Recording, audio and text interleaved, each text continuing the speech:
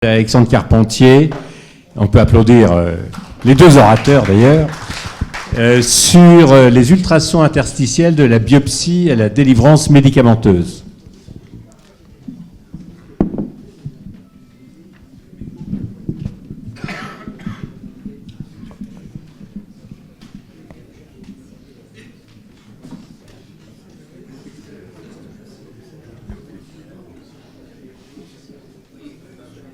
Alors, je vais vous faire le voyage à la vitesse du TGV, ce qui nous reste à peine 15 minutes.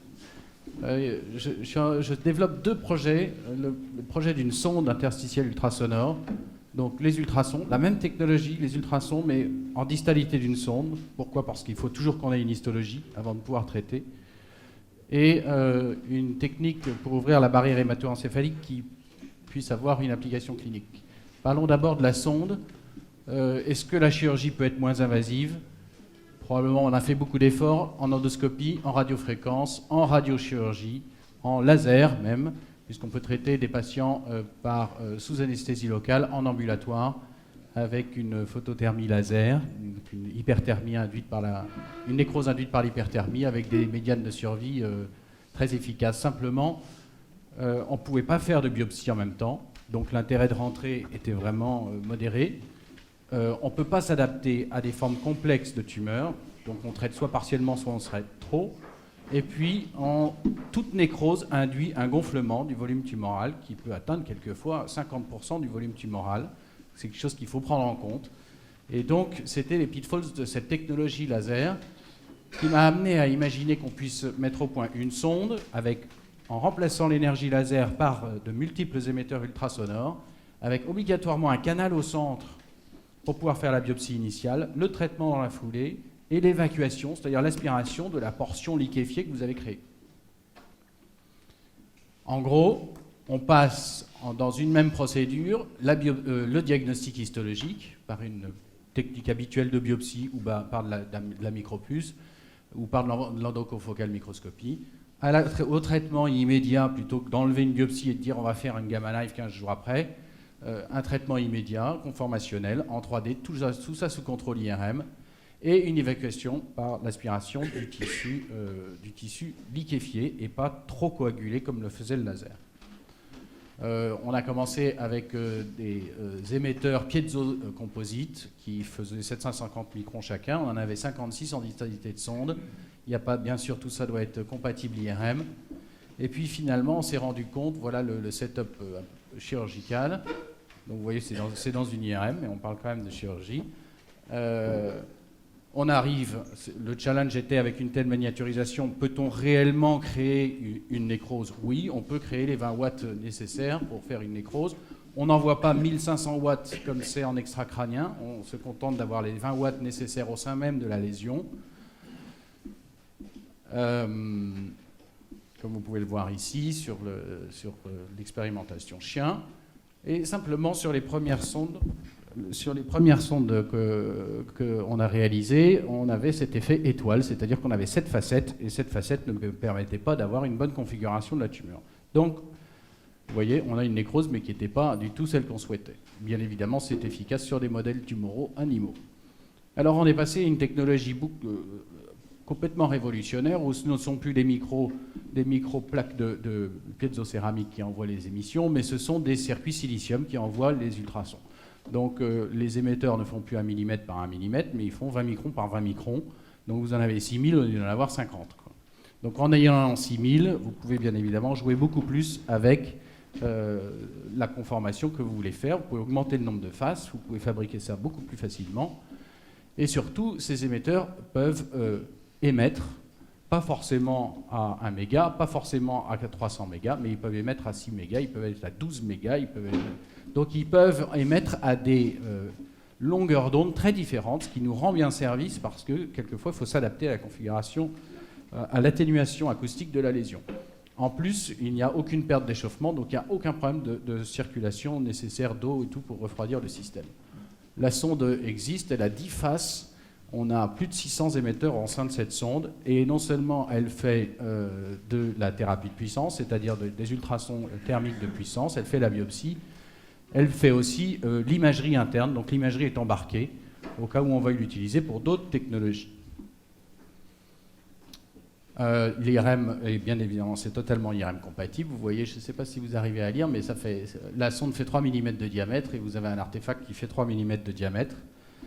Et vous pouvez traiter des formes que vous pouvez choisir de formes complexes, ce qui était le but de la lésion. Donc on est encore en train de finaliser les derniers animaux, et je pense que d'ici un an et demi, on pourra passer à l'homme sur cette technologie. Je le rappelle, c'est pour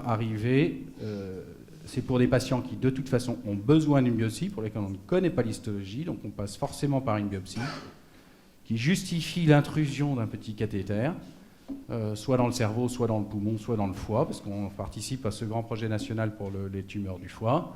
Et, voilà. La deuxième technologie, c'est le programme qu'on a appelé SonoCloud, qui a pour but d'ouvrir la barrière hémato-encéphalique. Dans les métastases cérébrales, il existe une blood tumor barrière. Dans le cerveau, il existe une brain tumor barrière qui fait que les drogues ne rentrent pas dans le cerveau. 3%, si vous mettez 100% de drogue dans une unité de sang de drogue dans un artère, il n'y en aura que 3 qui iront dans le cerveau, pour vous donner l'ordre de grandeur d'efficacité de nos chimiothérapies. Et c'est pour ça que finalement tous nos gliomes récidivent, et c'est pour ça qu'ils meurent en 6 mois, ou en 1 an, ou en 18 mois au maximum. Donc on a essayé d'augmenter les doses de chimio, c'est toxique. On a essayé de les mettre directement dans la carotide, l'œil en prenait plein. On a essayé de faire des injections dans le liquide céphalorachidien, ça ne rentre pas dans les pendymes, ça ne traverse pas du tout. On a essayé de faire des injections directes dans la tumeur. On a même imaginé des petites pastilles qu'on met dans le foyer opératoire pour que la drogue se diffuse sur les parois. 3% de cette drogue rentre effectivement dans le cerveau. Donc ça a été une grosse arnaque dans laquelle beaucoup de neurochirurgiens sont tombés. Il y a eu des techniques de convection enhanced delivery, qui est bien la meilleure des techniques, où on met un petit cathéter pendant 3 jours pour infuser de la drogue dans le parenchyme. Simplement, on ne peut pas le refaire à chaque séance de chimio, c'est quand même assez agressif. Et pourtant, on a besoin d'ouvrir pour passer des grosses molécules. De plus en plus, nos drogues de chimiothérapie sont fonctionnalisées, c'est-à-dire qu'elles ont des tas de petites valises et de sacoches au-dessus d'elles qui permettent d'être sélectives. Et donc, elles sont de plus en plus lourdes, donc elles ne passent pas la barrière. Les ultrasons, on savait que les ultrasons pouvaient ouvrir la barrière hémato-encéphalique. Depuis 2001, grâce à un physicien génial qui s'appelle Aininen à Toronto, on sait que l'associer avec des agents de contraste ultrasonores qu'utilisent nos échographistes habituels d'imagerie, on peut ouvrir la barrière en faisant vibrer ces petites microbules qui ont la taille grosso modo moins 2 microns par rapport à nos capillaires. On les fait vibrer, ça induit un petit stress mécanique sur la paroi des vaisseaux et ça ouvre la barrière pendant 6 heures, comme le disait Anne-Laure. Très fiable, puisque là on est dans des intensités d'ultrasons très faibles. Bien évidemment, il y a pas mal d'études qui ont été réalisées avec les ultrasons externes dont vous expliquait Anne-Laure. Simplement, ce qu'on veut, nous, pour en gros nos patients, c'est pouvoir faire une chimiothérapie tous les mois, voire même tous les 15 jours si c'était possible, en réduisant la dose d'agents systémiques. Donc le faire tous les mois, faire un système d'ultrasons avec stéréotaxie tous les mois sous IRM était quelque chose d'assez difficile pour la faisabilité chez ces patients-là. Ce d'autant que souvent les tumeurs sont périphériques et les systèmes externes ont du mal à focaliser en périphérie. Et donc l'idée a été de dire, puisqu'on fait des trous de trépan lors de la chirurgie ou bien lors d'une biopsie, pour faire une biopsie on fait un petit trou de trépan de 4 mm, pourquoi ne pas y insérer un émetteur ultrasonore, puisque justement c'est l'os qui crée toute cette problématique. Donc au lieu de partir et de fermer et de ne rien mettre ou de mettre une plaque de titane, on peut mettre un émetteur ultrasonore. Il faut qu'il soit IRM compatible, donc il n'est pas de générateur, finalement on peut l'alimenter de façon percutanée par une aiguille bipolaire, uniquement lorsqu'on en a besoin.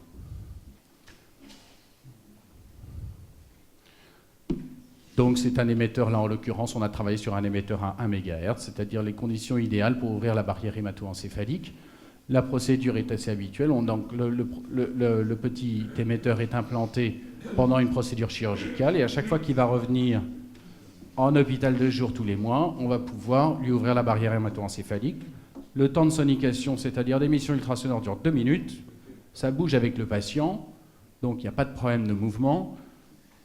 Les ondes ne sont pas distorsion, il n'y a pas de distorsion par le crâne, donc on n'a pas besoin de compléter ça par un check-up IRM en temps réel.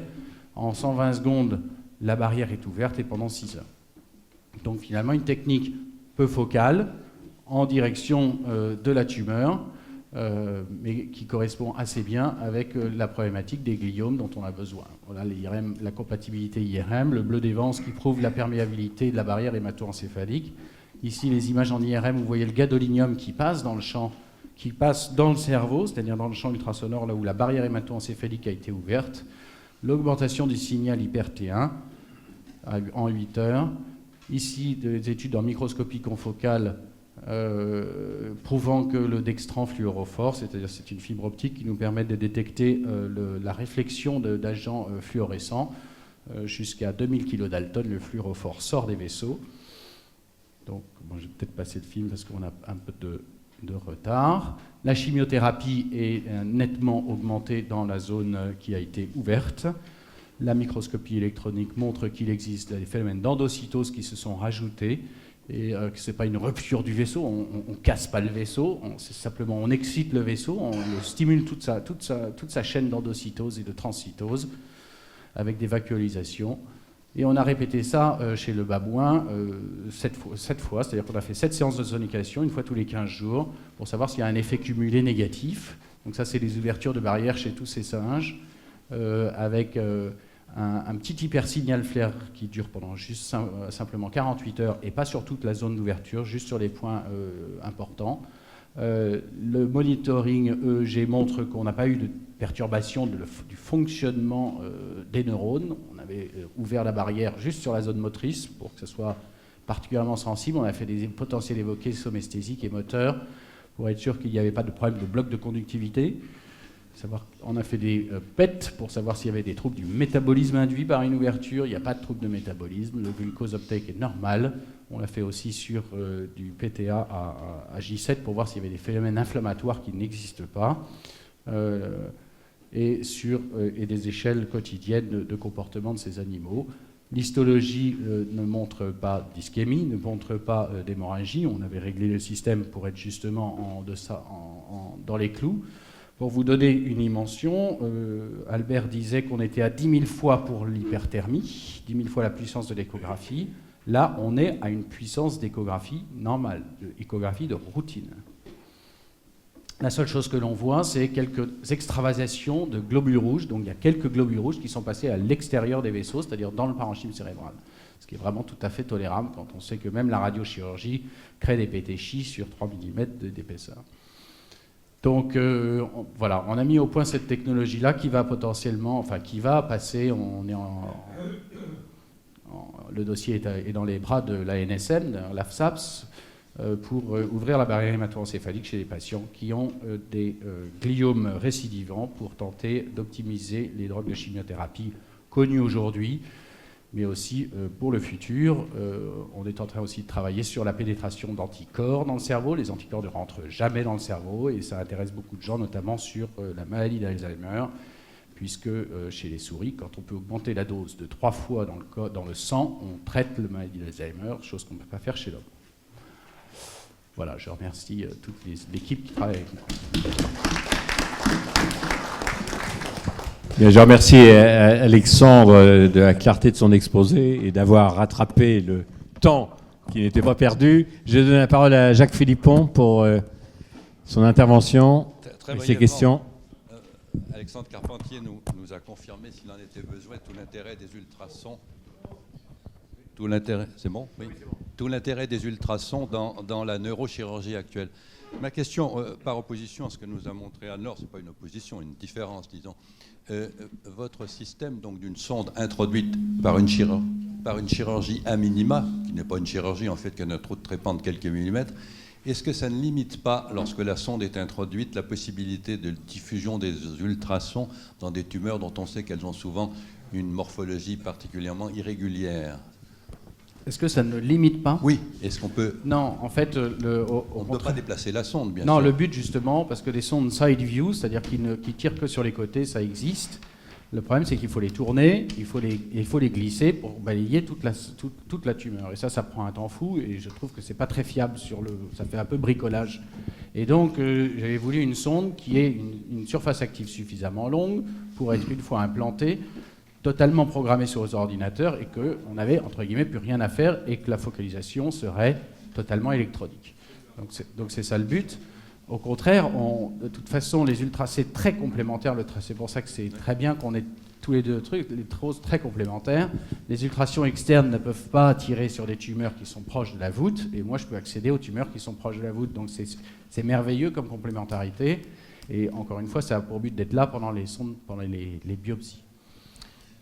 Si on peut revenir très vite sur le problème de la barrière hémato-encéphalique, qui est un problème absolument fondamental que vous avez souligné l'un et l'autre. Je crois que vous avez parlé à un moment donné de l'utilisation de microbules pour que cette ouverture de la barrière soit plus importante. Est-ce que vous pouvez nous commenter ce point? Et ma deuxième question corollaire, et aussi à Anne-Laure d'ailleurs, quand vous ouvrez la barrière hémato-encéphalique, c'est en un point très précis, j'imagine, au contact d'une tumeur. Que se passe-t-il à distance pour une drogue qui n'est pas en face de cette ouverture de barrière?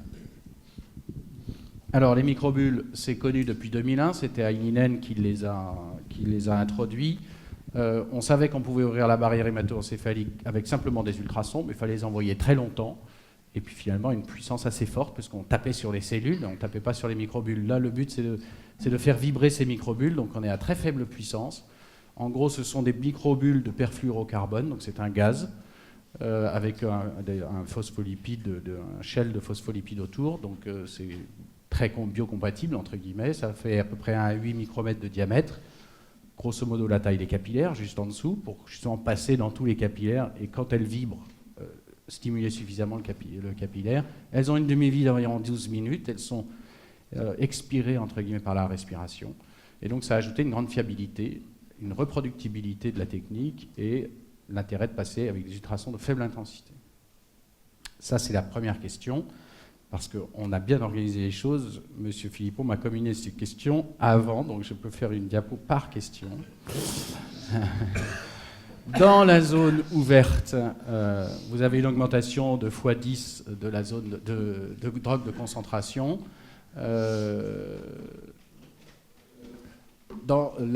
Avec le dispositif qu'on a mis au point, alors ça dépend, les ultrasons externes vont faire des petites ouvertures très focalisées aux noyaux gris centraux en one shot, c'est-à-dire on va pouvoir faire la session une fois pour faire de la thérapie génique ou des choses comme ça. Là, le but de l'émetteur qu'on implante dans un trou de trépan, c'est de le faire tous les mois avec quelque chose d'un peu plus diffus. Et donc, à l'extérieur de la zone soniquée, on a des informations sur la diffusion de la drogue qui est de l'ordre de 2 mm seulement au-delà de la zone soniquée. C'est-à-dire qu'ouvrir sur 1 cm3 ne va pas changer la donne pour un gliome. Donc, il faut ouvrir au moins suffisamment, pas tout comme disait Anne-Laure, parce que sinon, on a un œdème majeur partout, donc on ne veut absolument pas. Mais on veut ouvrir quand même sur une zone assez importante, probablement le long des fibres blanches pour que les drogues puissent diffuser dans les trackings des fibres. Et voilà. Alors il existe, on en parlait au début, une stimulation immunologique qui a été prouvée, en tout cas qui a été prouvée dans le cerveau, qui vient d'être prouvée dans le cerveau. En gros, les anticorps endogènes, c'est-à-dire créés par notre corps, existent, ont été créés parce qu'il y a une présentation antigénique. Les anticorps, les IgM, qui font 900 kDa, la barrière hémato-encéphalique, elle est bloquée à 1 kDa. Donc ils ont réussi à passer 900 kDa, et les monomériques à 150 kDa sont là pendant 15 jours après la barrière après le jour de l'ouverture de la barrière hémato-encéphalique, ce qui est énorme. Et on voit une activation microgliale, qui sont les macrophages du cerveau, une activation microgliale très importante. Donc en fait, il y a un effet de cascade en plus spontanée, immunitaire, de levée de l'immunition en fait, parce qu'il y a une immunité interdite entre guillemets dans le cerveau, donc il y a plein de mécanismes, comme disait Anne-Laure, sur les mécanismes sous-jacents. Très bien. Eh bien, écoutez, je pense qu'on peut féliciter l'ensemble des orateurs, féliciter Alexandre qui a monté un programme remarquable pour cette séance. Et je vais donner la parole à Henri Judet qui va vous présenter la séance suivante qui sera présidée par Iraj Ranjbak et par Philippe Topard sur un sujet qui intéresse très fortement l'Académie nationale de chirurgie. Non, je ne vais pas présenter la séance qui sera présentée par Iraj Ganjbach et les modérateurs. Je voulais simplement vous dire que pour vous détendre entre les deux séances et souffler un peu, vous avez à votre disposition quelques boissons et quelques petits gâteaux. Voilà.